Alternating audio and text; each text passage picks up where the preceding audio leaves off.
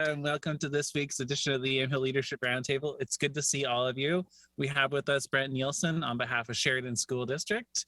We have Betsy Emery from U.S. Senator Jeff Merkley's office. And we have Kenna West from the city of Willamina. I want to get us started because I haven't seen her in a little bit, and I would love to hear what's happening in Willamina and what are you going to do with the $2 million from the federal omnibus bill. So welcome. It's good to see you. Thanks, Commissioner. Well, I'm so happy when Betsy left me the message that, hey, it's going. I think I did a little happy dance, and it's phenomenal. We are going to use it to make certain that our community has water. That's our biggest thing. And this project is so big. We've got it broken into two. It's one project, but we have to do two projects within one project. And because it's extraordinarily large in order to keep my community healthy. I can't even express how important this was to us. Without this money, Yamhill County, as you know, Commissioner, gave us an additional $1 million grant. And with the cost of things post-COVID and our supply chain issues, all of our projects are escalating in cost. And it's only going to get worse because, for better or worse, we have more money coming in from the federal government and we don't have enough contractors. So we're all going to be fighting for those same contractors. So I getting ahead of that for us has been an exceptional, it's made it easier for us to do what we need to do, because as you know, we were losing our water. We were just a couple of years from losing water. So this is keeping my people in water. So yes, it's just astounding. We are doing our normal amazing stuff, Commissioner. We are building, we're building and more building. We are working on a wastewater master plan, and that's going to tell us what we need to do on the wastewater side. We just found out that we're going to have to redo a lift station. It's about $500,000. So that's a project that's coming down the pike. We just have opened up bid on 2 streets that we're doing, redoing here in Willamina. And we are doing this amazing thing where we have 6-foot right of way that we're gonna pave and put in a safety berm. So my folks can walk on the side of the street without the expense of a sidewalk, because we know those are extraordinarily expensive. But we wanna make our community walkable and safe, and we want our kids to be able to get places. And so this is a less expensive option that is still attractive and safe for our kids. So we're doing that on 2 of our streets, and we just adopted our transportation system plan that I'm really excited about, because it has a couple of areas that are kind of worrisome near our school. And so that's going to allow us to look for grant funding to do some major changes in those areas. And we need a left-hand turn lane, we need some lighting, and we need a walking, biking path that's safe for our kids right there. And our wheelchairs, because someone came and they said, do you know there's a wheelchair going down Highway 18? And I said, I know, we're trying to fix that. Yes. So, and then we are talking to the city of Sheridan about taking a look at the pathways grant, because as you know, we want to do a unified pathway, and we want it to include Grand Ronde, Willamina, and Sheridan. And we've got a pretty good plan in our transportation system plan. So that's our next big project. We're never resting here in Willamina. We're always moving as fast as we can. So that's what we're doing. You brought up so many questions for me. And the first one is, so the major safety improvements around the school and the streets around the school, what is that looking like? Is it on the street up to the school, or is it on 18 as you kind of turn in? It's on both. So we need a left-hand turn on 18. And we were blessed that ODOT funded our transportation system plan. And so we had an ODOT representative. In fact, it was the bike ped rep that was on our project from day one.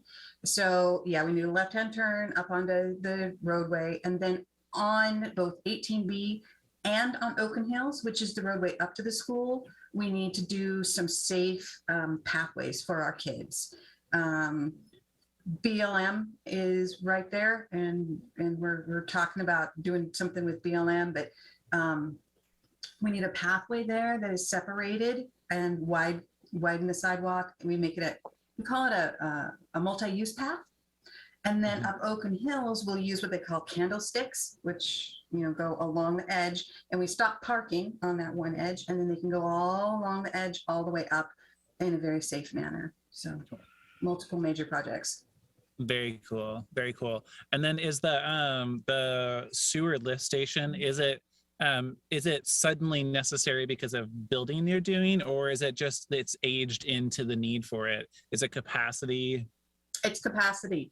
So we're doing our wastewater master plan, and we knew this lift station was having more issues than it normally did. And we're working on our wastewater master plan. And as we were doing that, they were running some numbers.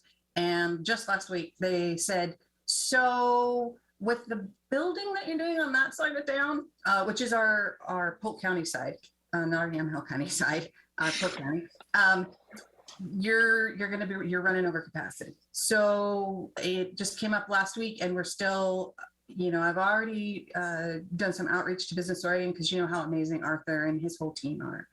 And so we're looking at that, because that is going to stop all building on that side.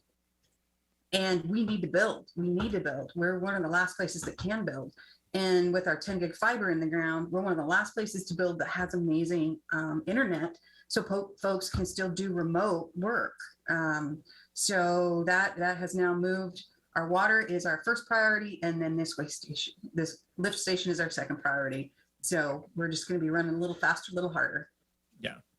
Okay, that makes sense. And then Betsy's doing something, but maybe going for a question. But I was going to ask, the next thing is, you probably know, right, that the 2023 to 2027 STIP, if I'm getting this all right, the budget, the surface transportation improvement, whatever, has like a lot more money for pathways. Yeah, 36 million or something, I think. Did I get that number right, Commissioner? The last I saw, it was 55 million, but which was, it's to give perspective, it's like 11 times more than there has been. Yeah. So that's something that I'll be definitely looking at. I knew they'd increased it. I didn't know they'd increased it that much. That's fabulous. Thank you. Yeah. Hooray for that. Are there any other questions for Kenna? Brent's unmuted, but I'm not sure if he unmuted before. I just usually sit unmuted, so I apologize. Oh yeah, because you have the ability to not breathe, yep. Right? No, you said something about that. See, every time I go unmuted, Brent, I don't know how you do it, because every time I go unmuted, I forget I'm unmuted, and I'll say something like, "Oh my goodness," and then my big face pops up right there. Occasionally, you'll see me mute real fast, and it's when there's reactions like that. But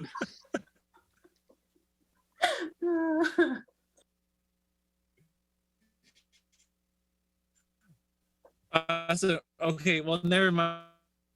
Brett. Well, Betsy, thank you to you, and I'm going to invite Betsy to give any hits that you would like to share.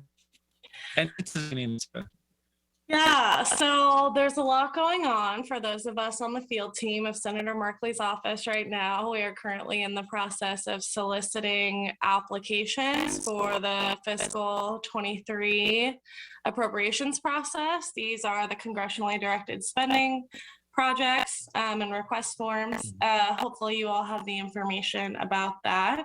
The application period is open through the 1st. It closes at 6 p.m. that evening. And so if there are projects that you're planning to submit, feel free to reach out to Fritz and I. We'd be happy to talk about them and just make sure you are, knowing what you need to successfully meet the requirements of like the application. But we have been working on that. I'm sure that's been taking up a lot of Fritz's time as well. And then the other thing that I've been pretty deep in is planning the town halls. The senator has his Polk and Yamhill County town halls coming up this weekend. They're both going to be on Saturday. So the Polk County meet and greet will start at 1:30 p.m. Hopefully, no, this isn't well, this isn't Polk County, but for Willamina, for Kenna. That one will be at 1:30. I'll be sending out those materials today. Maybe you got them yesterday. And then the Yamhill County meet and greet will start at 4 p.m. And then the town hall will start at 4:30. So those will be on Saturday. More formal information to come through email today when I get to it. So those are what's been going on my side of the Senate. I don't know if Fritz has other things to add.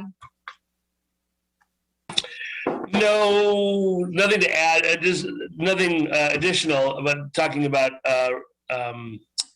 congressionally directed spendings, just we've sent out the guidance, and just you really need to talk to the agencies, because we are experts on the process, but they're the experts on the project. And there are, we've come up with a few instances where they didn't people didn't look closely at the guidance as to, some of these things have lots of restrictions on it, and what how to use it, and how you need to meet these. And if you're not meeting them, we're finding out, because it was the first time we did it, oh, okay, we need to focus more on this. So that's why we have you talking to the agencies first, because they have that information and they know what it is. So, but if you have questions, email, call us. That's what I've mainly been doing, is just taking questions from people who have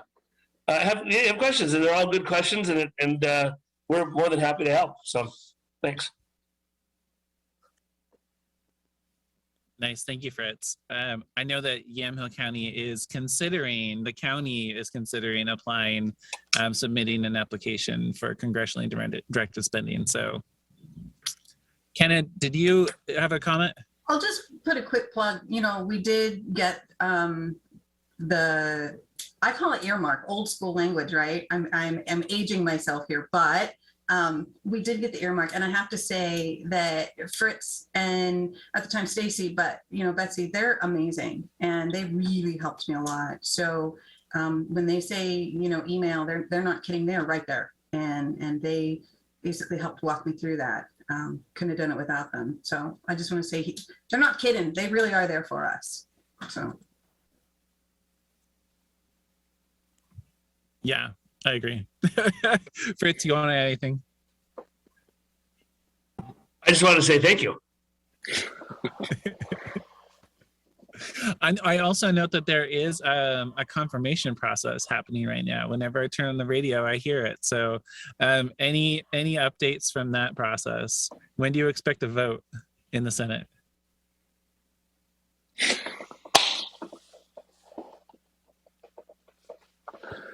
I probably shouldn't say that, but with some of the questions that I heard, we could have a vote a lot earlier if they didn't ask questions. What's your favorite ice cream? I mean, I have no idea.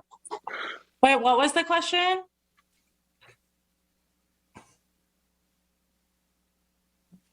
Do you know when they're going to confirm have the vote on the confirmation for the Supreme Court? Oh, no, I don't know. I think Fritz, Betsy was wondering if your favorite ice cream was an actual question.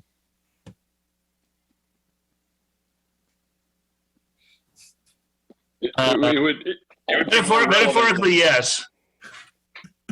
I didn't want to ask the question, but I heard some question. I heard a question that was as informative for someone running for the Supreme Court as that. So let's just say that. Very nice. Very nice. Okay, well, if there aren't any more questions for Fritz and Betsy, then I'm going to pass it over to Brent Nielsen to see if there are any updates on the CTEC West. And I guess the only thing I would say is I've been living inside of the process that Betsy and Fritz are dealing with right now. So, I think, again, recognizing the great turnout that we had last week, we're just in the process of now going around to people and knocking on the doors and saying, okay, you heard our story. We told you what we're doing. Now let us give you more details. And so I think that's just that ongoing process. Not a ton of updates, but certainly willing to answer any questions people might have. one thing I have wondered, and maybe Betsy looks like she has a question, but I wondered is, the Willamina School District has its own career and technical education program. How does CTech West differentiate itself? So what we've been trying to do is differentiate ourselves based on the strands that we've chosen, to be strands that can only really be facilitated in a dedicated center. So something like heavy truck maintenance, stuff like that, is hard to do out of a standard high school. There are other technical programs. One that jumps right to the front of the pack is agriculture. I think every single school in Yamhill County probably has an agriculture program. So as we've looked at agriculture, we've said, how can we do something that's above and beyond?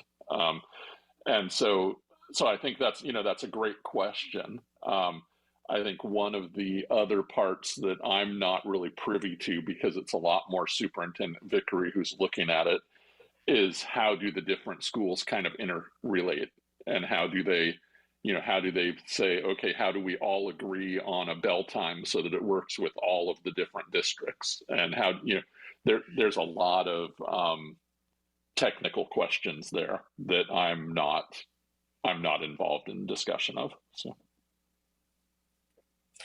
Brent, it sounds like you are planning on submitting a CDS request. Yes, I am. Okay. Have you talked to Fritz well, we haven't talked, but have you talked to Fritz? Yeah, we had a good conversation with Fritz last week. Okay, good. So yeah, now it's on me to figure out the language and all of that, and I'll probably get back in touch with one or the other of you early next week once there's something to share. So great, sounds good. So. Well, that's super exciting. Yeah, thanks. Other questions for Brent? Awesome. Well, I will say that on the county side of things, we are two like in tandem moving forward projects that will consume lots of our attention and money. Is that the county and the contributing cities and the tribe are in the negotiations with ODOT over what it looks like to do a local match for the phase 2 and phase 3 of the bypass. And involved in that is agreeing to a new refinancing our existing loans with ODOT. So getting those to the place where we can all sign off on them is a big push between now and the middle of May. Very exciting. And then the other thing that we're working on is we have an architecture firm that's been doing multiple phases of a space needs analysis at the county campus, and looking at what things need to be fixed or rebuilt or built first, second, third, fourth. So tomorrow or Thursday, we'll have a presentation with actual dollar figures for doing things like renovating existing facilities, rebuilding or building new HHS buildings somewhere in the county core, and whether or not those have new parking or refurbished parking. So there will likely be very large numbers, and it'll be a many-year process, but we're getting started. And part of it was driven by the fact that there was the American Rescue Plan and the infrastructure bill, where we suddenly had pots of money that we were working towards and could identify at the federal level. So it was hard for the county to take the initiative when we didn't know at all where our money might come from. And I feel like it's been one of the helpful things. Kenna was talking about the challenging parts of a limited number of contractors, but the helpful thing is that being like, oh, there's money that we can seek for this particular purpose, and there's money we can seek for this particular purpose, has given us the initiative, or it's prompted us to do these plans that we've needed to do.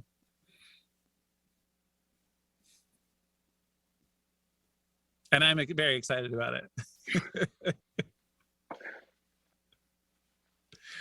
Any other thoughts? We can go out into the world early. It's 65 outside of my car right now, so amazing out here. Any closing thoughts then? I think we all want to get outside, it sounds like. Very nice. It's great to see all of you. Thank you for the updates this week. Keep an eye out for that variant of possible concern. And we will see you back here next week. Thank you all very much.